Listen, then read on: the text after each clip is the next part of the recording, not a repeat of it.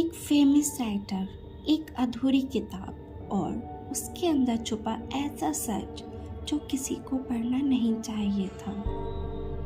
इस किताब को लिखा है कोलिन हूवर ने। लेकिन अगर तुमने उनकी और किताबें पढ़ी हैं तो ये उनसे बिल्कुल अलग है। ये डार्क है, अनकंफर्टेबल है।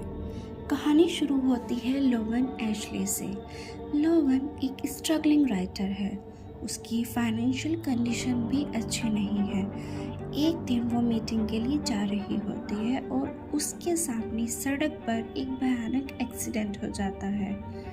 उस मोमेंट में उसे पहली बार जेरेमी क्रॉफोर्ड मिलता है।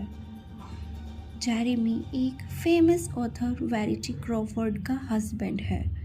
कुछ समय बाद लोवन को पता चलता है कि जेरेमी उसे एक काम देना चाहता है। वेरिटी एक बहुत सक्सेसफुल राइटर थी। उसकी थ्रिलर बुक सीरीज दुनिया भर में फेमस थी, लेकिन एक एक्सीडेंट के बाद वो लिखने की हालत में नहीं है।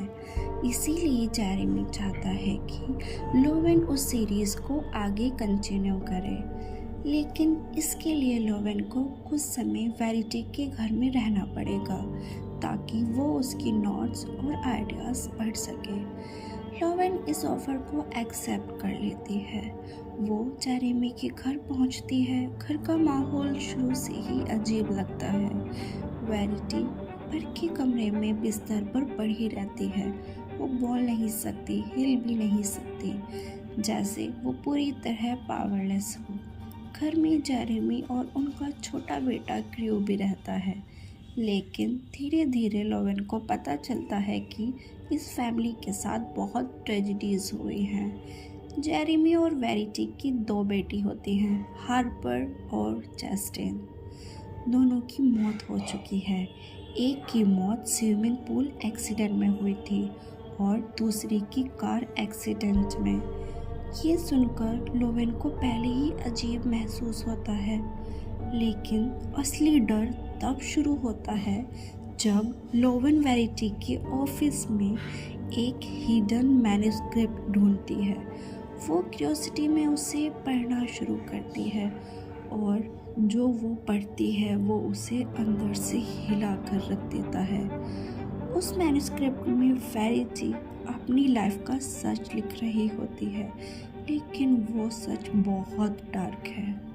उसमें लिखा होता है कि वेरिटी अपनी ही बेटियों से नफरत करती थी, क्योंकि जेरेमी उन्हें उससे ज़्यादा प्यार करता था। उस जेलसी में वो अपनी ही बेटियों को नुकसान पहुंचाने की सोचती है।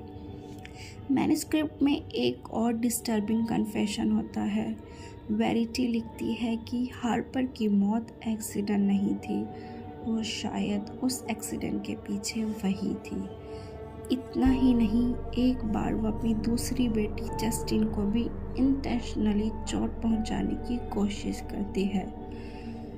लोवन ये सब पढ़कर डर जाती है। उसे लगता है कि जेरेमी एक ऐसे मॉन्स्टर के साथ रह रहा है जिसका सच उसे पता ही नहीं है।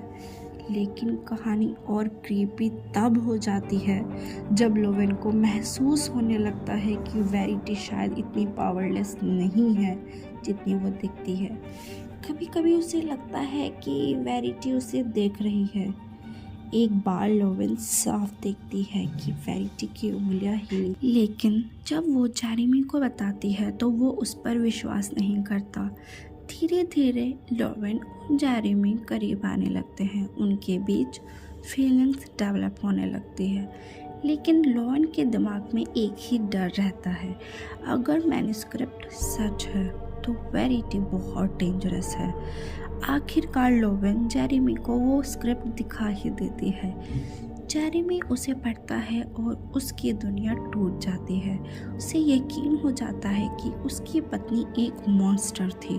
उसका गुस्सा कंट्रोल से बाहर हो जाता है और उसी गुस्से में वो वेरिटी को मार देता है। उस पर रीडर्स को लगता है शायद यही जस्टिस था, लेकिन कहानी का असली ट्विस्ट अभी बाकी है।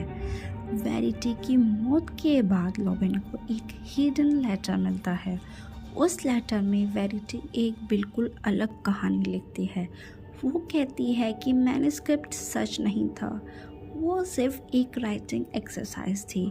एक ऑथर के तौर पर वो खुद को एक एविल कैरेक्टर की तरह सोचकर लिख रही थी। उसके हिसाब से असली सच ये था, वो अपनी बेटियों से बहुत प्यार करती थी। एक्सीडेंट के बाद वो सच में हेल्पलेस थी और वो जेरेमी को सच बताना नहीं चाहते थे, लेकिन मौका नहीं मिला। अब कहानी एक खतरनाक सवाल छोड़ती है। दो पॉसिबिलिटीज़ है। पहली, मैन्युस्क्रिप्ट सच था और लेटर झूठ, यानी वेरिटी आखिरी पल तक मैनिपुलेशन कर रही थी। और दूसरी पॉसिबिलिटी और भी ज़्यादा डिस्टर्बिंग है। लेटर सच था और मैन्युस्क्रिप्ट सिर्फ इमेजिनेशन था। मतलब जेरेमी ने अपनी ही पत्नी को गलत फहमी में मार दिया। लेकिन सबसे शॉकिंग ट्विस्ट अभी भी बाकी है। लोवन लेटर पढ़ती है, उसे पता चल जाता है कि शायद जेरेमी ने गलती की है, लेकिन वो जेरेमी को ये सच नहीं बताती। वो लेटर छुपा देती है क्योंकि अब वो जेरेमी से प्यार करती है और वो उस लाइफ को खोना नहीं चाहती जो उसे मिल सकती है। और यहीं कहानी ख़त्म होती है एक ऐसे सवाल के साथ जिसका कोई क्लियर जवाब नहीं है।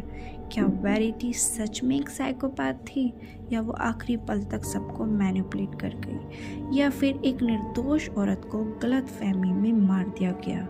और अगर ऐसा हुआ है तो असली विलन कौन था, जेरेमी या लोवन?